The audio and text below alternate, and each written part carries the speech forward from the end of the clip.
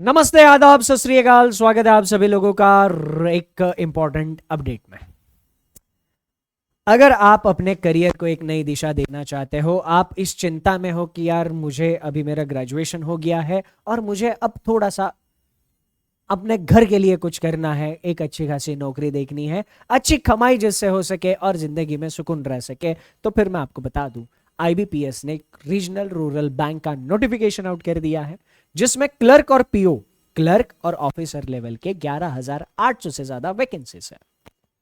अगर आपने किसी भी स्ट्रीम से ग्रेजुएशन कंप्लीट किया है, चाहे साइंस हो, चाहे आर्ट्स हो, चाहे कॉमर्स हो, आप ये एग्जामिनेशन दे सकते हो। इस नोटिफिकेशन के कंप्लीट डिटेल्स आपको यूट्यूब पर ही मिल जाएंगे। मैंने एक वीडियो बनाया हुआ है, IBPS RRB notification by Sachin sir. YouTube पे सर्च करना, आपको इस एग्जाम से रिलेटेड सारे डिटेल्स मिल जाएंगे। इसके लिए प्रिपरेशन कैसे करना है, अगर आपको स्ट्रैटेजी जाननी है तो इस वीडियो के नीचे आईबीपीएस आरआरबी स्ट्रैटेजी, बस इतना कमेंट कर देना, है ना। अगर मुझे लग रहा है कि बहुत ज्यादा लोगों को स्ट्रैटेजी की जरूरत है, मैं बहुत जल्दी आपके लिए स्ट्रैटेजी का वीडियो लेकर आऊंगा। ठीक है। दूसरी अब उस एग्जामिनेशन के लिए अप्लाई कैसे करना है, ये सारी चीजें इस वीडियो में मैं डिस्कस करने वाला हूं। फॉर्म फिलअप का प्रोसीजर, फॉर्म फिल करने से पहले खासकर जो लोग पहली बार एग्जामिनेशन के लिए अप्लाई कर रहे हैं, वो ये वीडियो देखे बगैर फॉर्म फिल करना ही मत, क्योंकि फॉर्म में बहुत बड़ी गड़बड़ियां होती है और उन गड़बड़ियों के चक्कर में अभी लास्ट आईबीपीएस पीओ जो जस्ट अभी हाल फिलहाल में हुआ है, उसमें कुछ स्टूडेंट एग्जाम दे नहीं पाए, एग्जामिनेशन सेंटर से उनको वापस आना पड़ा। एक स्टूडेंट का फाइनल सिलेक्शन में डॉक्यूमेंट वेरिफिकेशन में दिक्कत आ गया, तो फाइनल सिलेक्शन मतलब मार्क्स क्लियर करके भी, कट ऑफ क्लियर करके भी उसको ज्वाइनिंग नहीं मिला, फॉर्म में गड़बड़ थी इसलिए, है ना। क्योंकि कैटेगरी जैसी मेजर चीज में आपने गड़बड़ कर दी तो डॉक्यूमेंट वेरिफिकेशन में कुछ नहीं हो पाएगा, है ना। तो ये सारी की सारी चीजें हैं जो यहां पर आप लोगों को ध्यान में रखनी है। तो ये वीडियो ध्यान से देखना, सुनना है और उसके बाद में इस वीडियो के साथ साथ में ही फॉर्म फिलअप शुरू करना है। सबसे इंपॉर्टेंट चीज, फॉर्म फिलअप का प्रोसीजर शुरू हो चुका है, आज से ही प्रोसीजर शुरू हो चुका है। 21 तारीख तक ये प्रोसीजर चलने वाला है, तो 21 तारीख तक ये फॉर्म आप फिल कर सकते हो। मैं ये सजेस्ट करूंगा 21 तारीख तक का इंतजार बिल्कुल मत करना, 16-17 तारीख से पहले पहले आप अपना फॉर्म फिल कर दो, क्योंकि लास्ट मोमेंट में कुछ अगर इशू आया तो गड़बड़ हो सकती है, तो हमें उधर तक रुकना नहीं। इस बार भी हमें एडिट विंडो देखने को मिल रही है। एडिट विंडो का मतलब, अगर आपने फॉर्म फिलअप में कुछ गलती करी है तो उस गलती को सुधारने के लिए आपको एक मौका आईबीपीएस देगा। पर एडिट विंडो के बारे में कुछ जानना बहुत जरूरी है। जैसे सबसे इंपॉर्टेंट चीज, एडिट विंडो में आपको भले इंफॉर्मेशन अपडेट करने की परमिशन मिल रही हो, कुछ क्रिटिकल इंफॉर्मेशन आप एडिट विंडो में भी अपडेट नहीं कर पाओगे। क्या वो इंफॉर्मेशन है? आप अपना नाम एडिट विंडो में अपडेट नहीं कर सकते, जो लिखा है वही रहेगा। ईमेल आईडी चेंज नहीं कर सकते, मोबाइल नंबर चेंज नहीं कर सकते, स्टेट और यूनियन टेरिटरी, जिस स्टेट की वैकेंसीज के लिए आपने अप्लाई किया है वो आप चेंज नहीं कर सकते हो। आपके एड्रेस में जो स्टेट एंड यूनियन टेरिटरी है आप वो चेंज नहीं कर सकते हो, है ना। आपकी पोस्ट, जिस पोस्ट के लिए आपने अप्लाई किया है उसको चेंज नहीं कर सकते हो, आपकी नेशनैलिटी चेंज नहीं कर सकते हो। तो ये चीज़ें आप एडिट विंडो में भी चेंज नहीं कर सकते। इनके अलावा बाकी कुछ चीज़ें हैं वो आप चेंज कर सकते हो इसमें। एडिट विंडो में सिर्फ और सिर्फ वही कैंडिडेट्स अपने फॉर्म में मॉडिफिकेशंस कर पाएंगे जिन्होंने 21 तारीख से पहले अपना पूरा का पूरा एप्लीकेशन फाइनली सक्सेसफुली सबमिट कर दिया है। सिर्फ वही लोग क्या कर पाएंगे, अपनी विंडो को, अपने फॉर्म को एडिट कर पाएंगे। अब एडिट विंडो में आपको कुछ भी चेंजेस करने हो वो सिर्फ एक ही बार अलाउड है। सिर्फ एक बार एडिट विंडो के दौरान आप अपने चेंजेस कर सकते हो। एडिट विंडो कब मिलेगा? 21 तारीख के बाद। 1-2 दिन का समय आपको दिया जाएगा, एक है या 2 है ये आपको वेबसाइट पे बता दिया जाएगा। आपको वेबसाइट फॉलो करने की जरूरत नहीं है, हम आपको बता देंगे। ठीक है। तो एक बार ही आप उस एडिट विंडो में अपने फॉर्म में चेंजेस कर सकते हैं और उसके लिए आपको 200 रुपया देना पड़ेगा, इररिस्पेक्टिव ऑफ आपकी कैटेगरी कोई भी हो, 200 रुपया आईबीपीएस आपसे लेगा। तो बस ये कुछ चीजें जाननी है। अब एक्चुअल फॉर्म प्रोसेस शुरू करने से पहले कुछ बेसिक चीजें, आपको क्लर्क और पीओ दोनों एग्जामिनेशन के लिए अलग अलग फॉर्म फिल करना है। क्लर्क के लिए और पीओ के लिए दोनों एग्जामिनेशन के लिए फॉर्म फिल करना है। फॉर्म फिलअप स्टार्ट करने से पहले आपको यहां पर कुछ बेसिक चीजें, बेसिक डॉक्यूमेंट्स आपके पास होने जरूरी है। फोटोग्राफ, आपका एक रिसेंट हाल फिलहाल में खींचा हुआ फोटो आपके पास होना चाहिए। आपका signature, left hand thumb impression, एक हैंड रिटन डिक्लेरेशन, आपके 10th के या उसके इक्विवेलेंट कुछ भी होगा तो उसके मार्क्स आपके चाहिए होंगे, ग्रेजुएशन के मार्क्स आपके चाहिए होंगे, और आप जिस किसी भी सिस्टम से फॉर्म फिल कर रहे हो उसमें आपको फॉर्म फिलअप करते वक्त एक अपनी फोटो अपलोड करनी है। तो उसके लिए या तो उस सिस्टम पे वेबकैम होना जरूरी है, अगर वेबकैम नहीं है तो क्या करना है मैं आपको इस वीडियो में बताने वाला हूं। इस वीडियो में एक सैंपल फॉर्म में आपको फिलअप करके दिखाने वाला हूं। वो सैंपल फॉर्म फिलअप करने से पहले आपको ये सारे डॉक्यूमेंट्स इकट्ठा करने हैं। अब ये सारे के सारे डॉक्यूमेंट कुछ स्पेसिफिक डायमेंशंस में चाहिए होते हैं, जैसे फोटो की साइज 4.5 सेंटीमीटर बाय 3.5 सेंटीमीटर होनी चाहिए। अब आपने जो भी फोटो आपके पास है उसको या तो स्कैन कर सकते हो, आपके पास पहले से ही आपकी कोई फोटो है, हार्ड कॉपी है, उसको स्कैन कर लो। अगर नहीं है तो प्लेन वाइट बैकग्राउंड पर अपने अच्छे से मोबाइल से फोटो खींच लेना और वो फोटो आप इधर अपलोड कर सकते हो। मोबाइल से खींची हुई फोटो इस डायमेंशन में नहीं आती है ना, 20 केबी से 50 केबी के बीच में मोबाइल से खींची हुई फोटो कभी नहीं आएगी, उसको हमें एक वेबसाइट की मदद से कन्वर्ट करना पड़ेगा। तो जो भी हमारे सारे डॉक्यूमेंट्स है इनको डिजायर्ड साइज में कन्वर्ट कैसे करना है एक वेबसाइट की मदद लेके मैं आपको एक्चुअली करके दिखाऊंगा, जो इस वीडियो में आपको आगे देखने को मिलेगा। फिलहाल ये सारे डायमेंशंस आप लोगों के पास होने जरूरी है। हम लोगों का ध्यान सिर्फ इधर होना चाहिए कि वो डायमेंशंस हमें पिक्सल में अगर दे रहे हैं तो इधर इनका कैसे इस्तेमाल करना है मैं वेबसाइट पे जाके आपको दिखा दूंगा। उसके बाद आपकी सिग्नेचर के लिए कंपलसरी है प्लेन वाइट पेपर पे सिग्नेचर करना है। लाइन वाले पेपर पे सिग्नेचर करोगे एक्सेप्ट नहीं होगा। प्लेन वाइट पेपर पे ब्लैक इंक से साइन करना कंपलसरी है। Plain white paper black ink से साइन करना कंपलसरी है। सिग्नेचर का डायमेंशन 140 बाय 60 पिक्सल्स होना जरूरी है। उसके बाद सिग्नेचर की जो फाइल होगी उसकी साइज 10 से 20 केबी के बीच में होनी चाहिए। सिग्नेचर कैपिटल लेटर में अलाउड नहीं है ना। मेरा नाम सचिन है तो मैं मेरा साइन ऐसे नहीं कर सकता, कैपिटल लेटर में सिग्नेचर इज नॉट अलाउड। आप जो भी फाइल्स यहां पर अपलोड करने वाले हो वो या तो जेपीजी नहीं तो जेपीईजी फॉर्मेट में होने जरूरी है। उसके बाद आपको चाहिए आपका left hand thumb impression, again plain white paper पर लेफ्ट हैंड थंब इंप्रेशन आपको चाहिए। ये आपका फाइल टाइप जेपीजी फॉर्मेट में होना चाहिए। 3 सेंटीमीटर बाय 3 सेंटीमीटर या फिर 240 बाय 240 पिक्सल का आपका लेफ्ट हैंड थंब इंप्रेशन होना चाहिए। और लेफ्ट हैंड थंब इंप्रेशन का साइज 20 केबी से 50 केबी के बीच में होने जरूरी है। अब ये सारे के सारे डॉक्यूमेंट्स आप या तो स्कैन कर लो जेरोक्स सेंटर पे जाके या फिर किसी साइबर कैफे पे जाके, नहीं तो घर के घर करना चाहते हो तो फोन से अच्छी फोटोज खींचना, अच्छी फोटोज है ना, अच्छे लाइट में अच्छी फोटोज खींचना फोन से, और फिर वो सारी फोटोज हम इन डायमेंशंस में कन्वर्ट कर सकते हैं। कैसे? एक वेबसाइट है मैं आपको बता दूंगा। हैंड रिटन डिक्लेरेशन, एक इंफॉर्मेशन आपको पेपर पे लिखनी है, प्लेन व्हाइट पेपर पर ब्लैक इंक से लिखना है। क्या लिखना है? आई सचिन भगवान आडेकर। आपको इधर अपना नाम लिखना है, इधर आपका नाम लिखना है, इधर जैसे मैंने मेरा नाम लिखा है, फिर बाकी सारा सेम टू सेम। आई इधर आपका नाम आएगा और बाकी आगे सारा same to same. Hereby declare that all the information submitted by me in the application form is correct, true and valid. I will present the supporting documents as and when required. अब इस hand written declaration के बारे में कुछ जरूरी चीज है। Plane white paper पर होना जरूरी है, ब्लैक स्याही काली स्याही से होना जरूरी है, ब्लैक इंक से होना जरूरी है। इसका डायमेंशन 800 बाय 400 पिक्सल्स होना जरूरी है, या फिर सेंटीमीटर में 10 सेंटीमीटर बाय 5 सेंटीमीटर। इसकी साइज 50 केबी से 100 केबी के बीच में होनी चाहिए। अब ये hand written declaration capital letters में बिल्कुल नहीं लिखना। ये जो भी आपको लिखने के लिए बोला है कैपिटल लेटर्स में बिल्कुल नहीं लिखोगे, ये सारा का सारा आप लिखोगे स्मॉल लेटर्स में, ठीक है, जैसे यहां पर आपको दिख रहा है। और बाकी ये सारी चीजें आपको इकट्ठा करके रखनी है। ये सारी चीजें इकट्ठा करके रखने के बाद अब आप एक्चुअल फॉर्म फिलअप का प्रोसीजर स्टार्ट करोगे। अब आपको मैं स्क्रीन पर लेके चलता हूं। सबसे पहले हम लोग देखेंगे जो भी सारे डॉक्यूमेंट्स हैं उन सारे डॉक्यूमेंट्स को डिजायर्ड साइज में कैसे कन्वर्ट करना है, और फिर एक बार सारे डॉक्यूमेंट्स हम लोगों के पास आ गए डिजायर्ड साइज में, हम एक्चुअल फॉर्म फिलअप का प्रोसीजर शुरू करेंगे। अब जैसा कि आप इधर देख पा रहे हो, आपको यहां पर 2 अलग अलग लिंक्स मिलेगी। ये लिंक्स आपको मैं नीचे पिंड कमेंट में दे दूंगा, वहां से आप डायरेक्ट यहां पर आ सकते हो।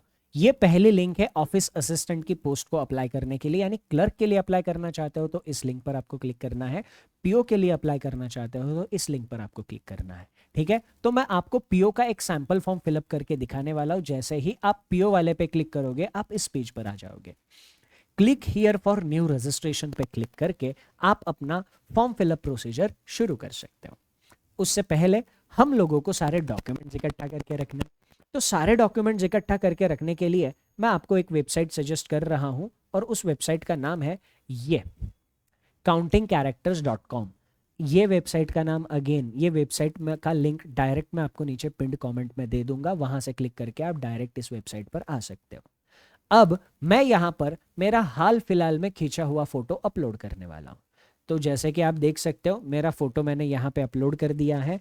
अब जो डायमेंशंस थोड़ी देर पहले मैंने आपको फोटो के लिए बताए थे वो डायमेंशंस यहां पर मैं डालने वाला हूं।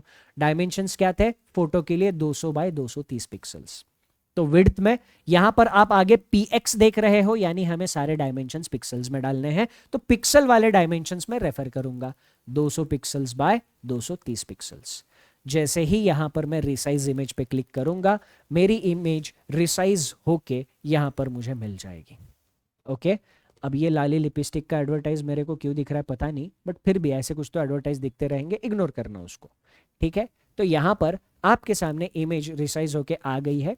डाउनलोड रिसाइज्ड इमेज, जैसे ही आप क्लिक करोगे तो यहां पर इमेज आपके सामने डाउनलोड हो जाएगी। अब मेरे साथ इसमें एक प्रॉब्लम हुआ, हो सकता है आप में से कुछ लोगों के साथ ये प्रॉब्लम हो। जब मैंने ये रिसाइज्ड इमेज डाउनलोड करी तो उसकी साइज केवल 8.5 KB है, 8.5 KB का वो फोटो है। हमें चाहिए कितने का? 20 से 50 KB के बीच में।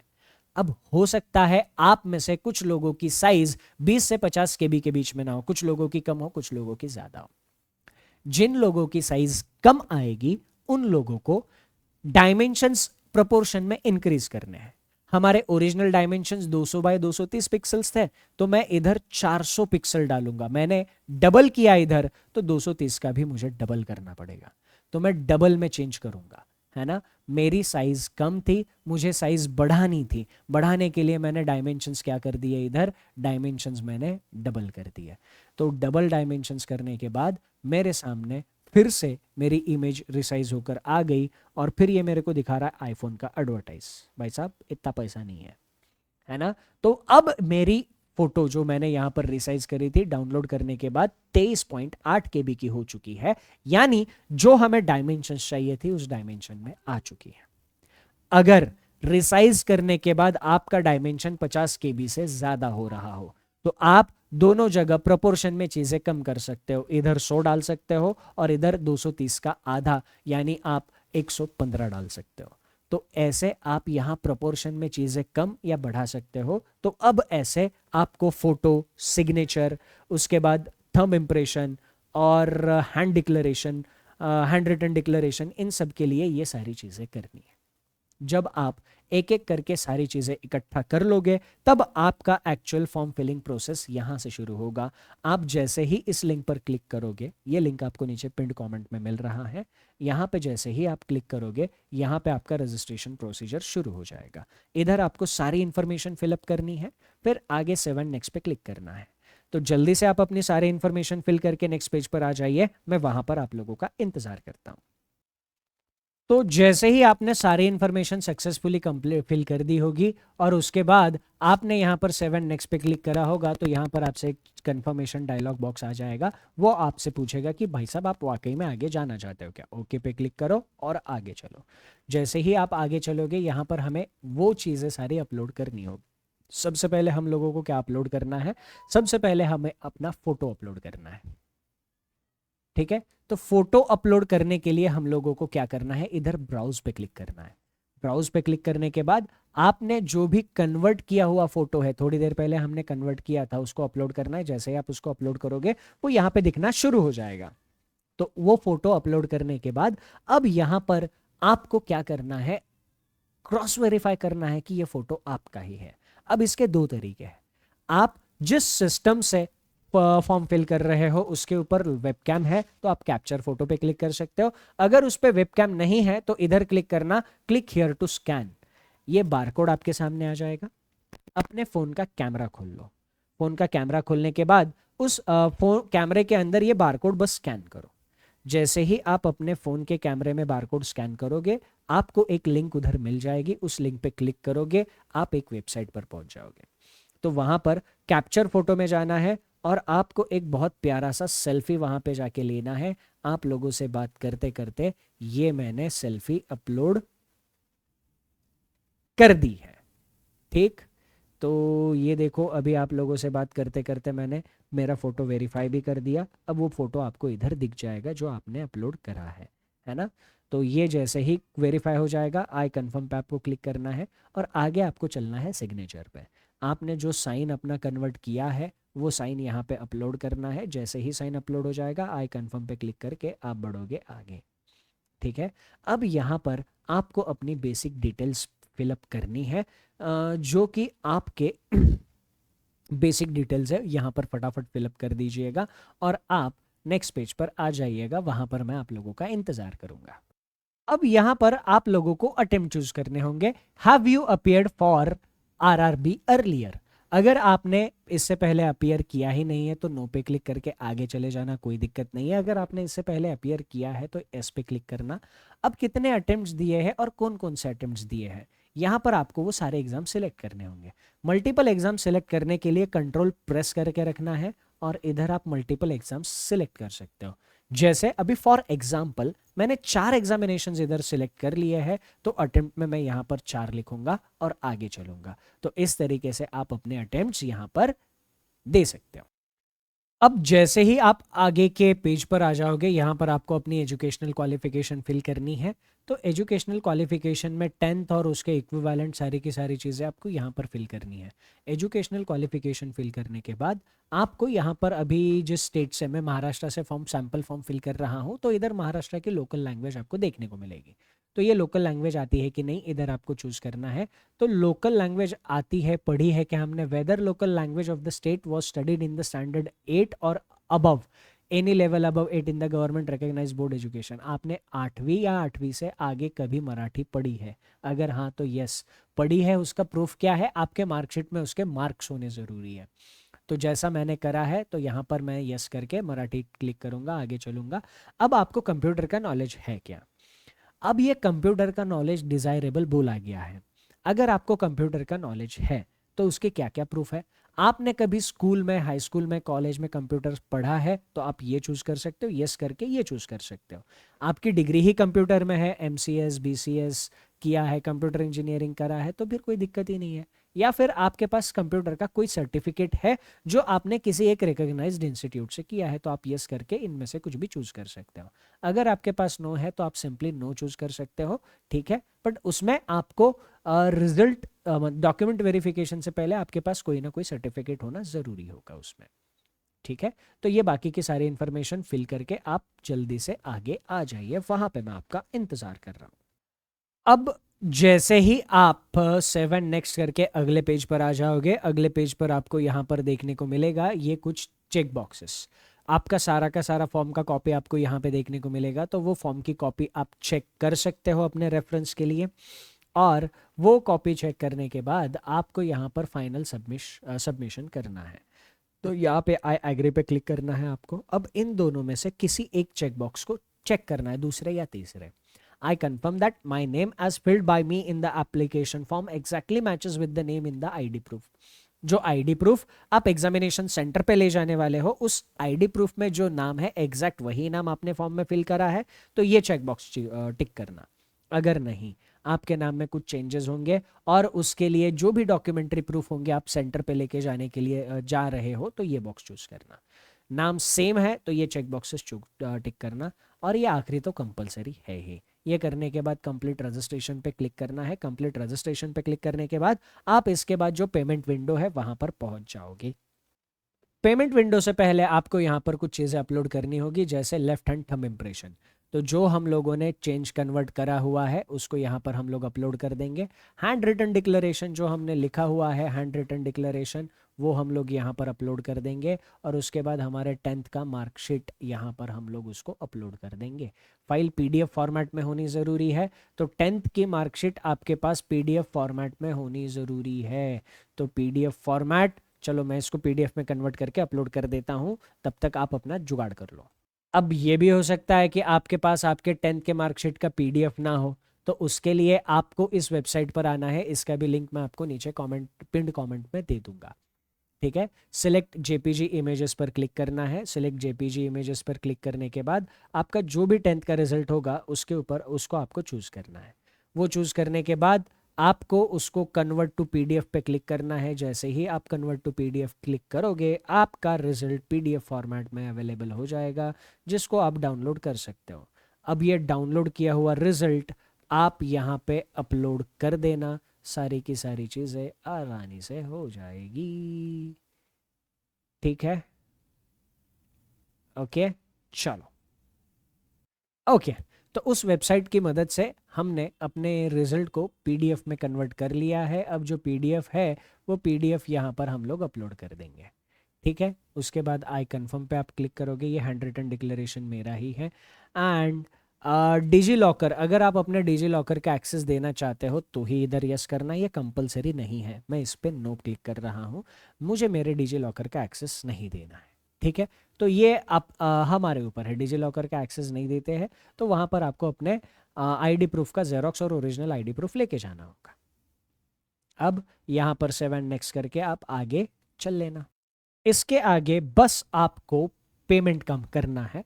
आपका जो भी पेमेंट है कैटेगरी के हिसाब से वो पेमेंट करना है। पेमेंट कंप्लीट होने के बाद आपको एक सक्सेसफुल मैसेज आ जाएगा कि आपका रजिस्ट्रेशन सक्सेसफुल हो चुका है। और फिर वो सक्सेसफुल होने के बाद आप अगर दूसरी पोस्ट के लिए क्लर्क के लिए अप्लाई करना चाहते हो तो यहाँ पर आपको क्लर्क की लिंक मिल जाएगी और सेम प्रोसीजर फॉलो करके आप क्लर्क का भी फॉर्म फिल कर सकते हो। अब सारी जानकारी आपको समझ में आ गई है, तो अब मैं आपको ले चलता हूँ स्क्रीन पर। अब रही बात, हमने फॉर्म फिल कर दिया, प्रिपरेशन कैसे करेंगे इस एग्जामिनेशन का प्रिपरेशन। आपको मैं एक बेहतरीन सेशन यूट्यूब का बता रहा हूँ। यूट्यूब का बेहतरीन सेशन, यूट्यूब पे 251 rules of puzzles by Sachin sir, ये आपको सर्च करना है। 251 rules of puzzles by Sachin sir, 13 घंटे का सेशन है। आपके एग्जामिनेशन में पजल इस टॉपिक का वेटेज मिनिमम 50% है। 40 मार्क की रीजनिंग आनी है। क्लर्क में 40 में से कम 15-20 मार्क की पजल आनी ही आनी है। पीओ में 40 मार्क की रीजनिंग आनी है, उसमें 20 से 25 मार्क की कम से कम पजल्स आनी ही है। तो वो सारे के सारे मार्क्स आपके सिर्फ ये एक सेशन 13 घंटे का कवर करा के देगा। 13 घंटे का ये सेशन आप लोगों को देखना है। ये लेक्चर देखने के बाद आपको यहां पे कोई परेशानी नहीं होगी पजल्स में। ये सेशन कैसे देखना है, क्या करना है, आपको सारी चीजें मैंने इसमें डिटेल में शेयर करी है। ओके, उसके बाद आप अगर बैच ज्वाइन करना चाहते हो तो बैंक महापैक में एनरोल कर लीजिएगा। बैंक महापैक में आपको सारी की सारी बैचेस मिल जाएगी, है ना। उसमें से आप आरआरबी की टारगेटेड बैच फॉलो कर सकते हो, तो यहां से आप बैच ज्वाइन करके भी अपनी तैयारी आगे ले जा सकते हो। बैच ज्वाइन करने के लिए आपको क्या करना है, पीडब्ल्यू के ऐप या वेबसाइट पर जाना है। पीडब्ल्यू के ऐप या वेबसाइट पर जाने के बाद वहां पर बैंक महापैक दिखेगा, उसमें जाके आपको एनरोल करना है। उसमें सारी की सारी बैचेस आपको मिल जाएगी। ओके, तो आप YouTube से भी तैयारी कर सकते हो, बैचेस से भी तैयारी कर सकते हो। रीजनिंग में वो लेक्चर आपको देखना कंपलसरी है, 251 रूल्स ऑफ पजल्स देखना। 8.5 लाख लोगों से ज्यादा लोगों ने अभी तक उस सेशन को देख लिया है और सब लोगों का कहना है कि वो सेशन लाजवाब है ना। तो जैसे ही आप बैंक फिजिक्स वाला के ऐप या वेबसाइट पर आ जाओगे, इधर बैंकिंग कैटेगरी चूज करोगे, इधर बैंक महापैक दिखेगा आपको। इस बैंक महापैक में एनरोल करके आप अपने प्रिपरेशन की शुरुआत कर लीजिए। आपके आगे की जर्नी के लिए ऑल द बेस्ट। प्रिपरेशन को लेकर अगर कुछ डाउट होगा तो आप नीचे कमेंट सेक्शन में मुझे जरूर बताना, या तो मैं या तो मेरी टीम इसका रिप्लाई जरूर करेगी। That's it from my side in this short session.